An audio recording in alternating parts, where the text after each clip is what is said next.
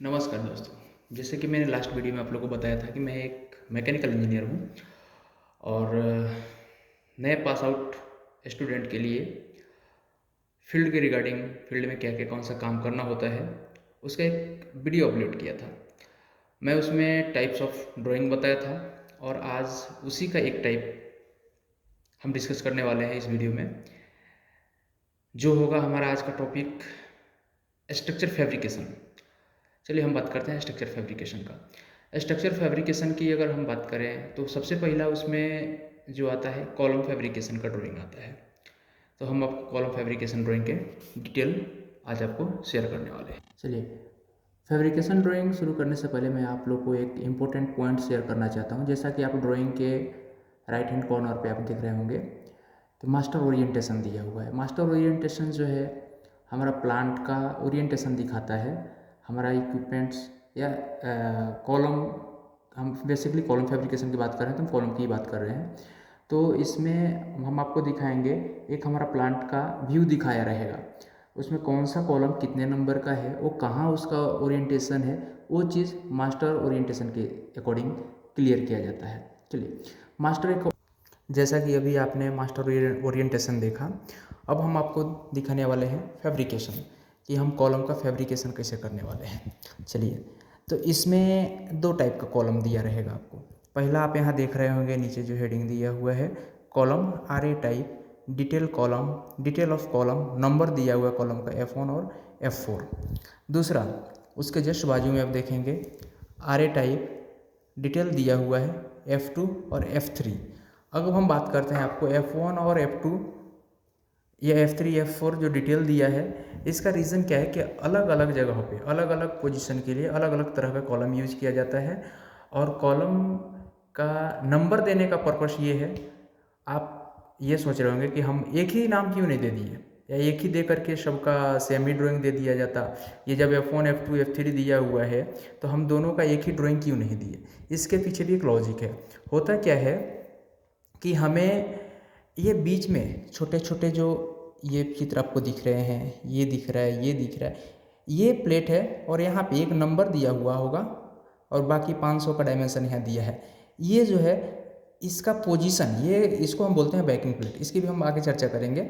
तो इसके पोजीशन के हिसाब से क्या है, किसी में बैकिंग प्लेट ज़्यादा रहता है, किसी में कम रहता है। इसके वजह से हम क्या करते हैं कि नंबर अलग देते हैं और उसका फैब्रिकेशन का डायमेंशन इसमें दिया जाता है।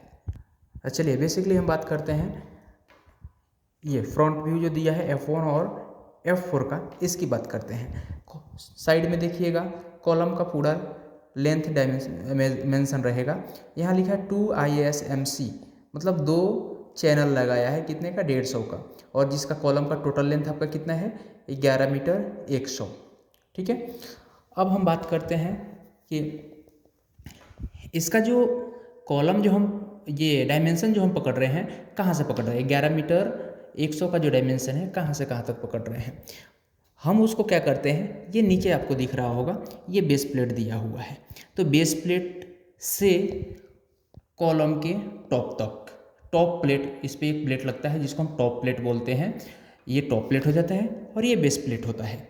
तो यहाँ से और पूरा टॉप प्लेट तक का with base plate with top plate जो लेंथ होता है उसको हम फुल लेंथ बोलते हैं। दूसरा अब आता है इसमें आपका, अब इसमें आता है सपोर्टिंग प्लेट्स। प्लेट्स जो लगे होते हैं वो कौन कौन से प्लेट होते हैं और किस प्लेट को क्या बोलते हैं। चलिए हम बॉटम साइड से शुरू करते हैं। बॉटम में यहाँ पे आपको लगा रहेगा बेस प्लेट या बॉटम प्लेट भी उसको बोलते हैं। बेस प्लेट के साथ स्ट्रेंथ देने के लिए, शेयर लोड का शेयरिंग करने के लिए हम यहाँ बाजू में ये जो आपको एक ट्रेपेजोइडल शेप में दिख रहा है इसको हम बोलते हैं गैसेट प्लेट। ठीक, उसके बाद जस्ट ऊपर ये प्लेट जो दिख रहा है इसको बोलते हैं बैटन प्लेट। ये जो 2 लाइनें दिख रही हैं डार्क, ये 2 लाइनें जो हैं इसमें से ये चैनल का है आपका, ये और ये चैनल का पीछे का फेस है, मतलब वेब का फेस है, और ये आपका है फ्लैंज, वो शो किया गया है।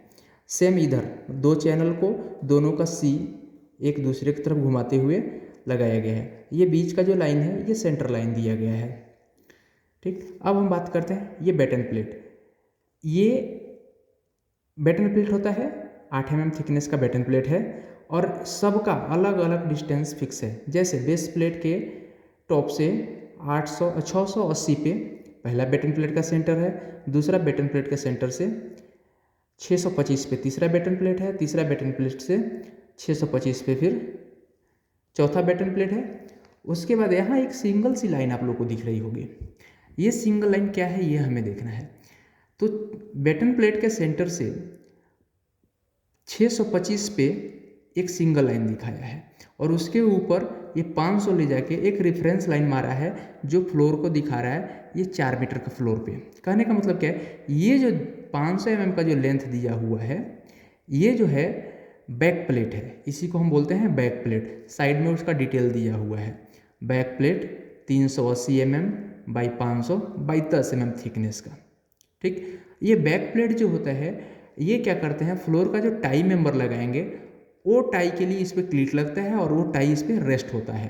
हाँ, फ्लोर का टाई लगाते वक्त एक चीज़ आपको ध्यान रखना है कि टॉप का टाई का जो टॉप होगा वो क्या होगा, आपका फ्लोर लेवल पे होगा। मतलब 4 मीटर पे आपका टॉप लेवल आएगा। अगर 250 का टाई लगाएंगे तो ये रेफरेंस लाइन जो है हमारा 4 मीटर का, उससे कहने का मतलब कि बैटन प्लेट 500 का जो बैक प्लेट 500 का जो अप प्लेट होगा, अप फेस होगा, उससे 250 mm डाउन करके रखेंगे।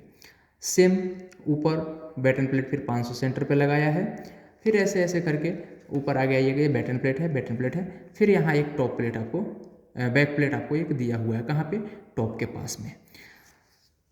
ये आप नीचे देख रहे होंगे कॉलम का फ्रंट व्यू है और जस्ट बाजू में सेम कॉलम का साइड व्यू दिया हुआ है। इसमें आपको क्लियर होगा, ये देखिए।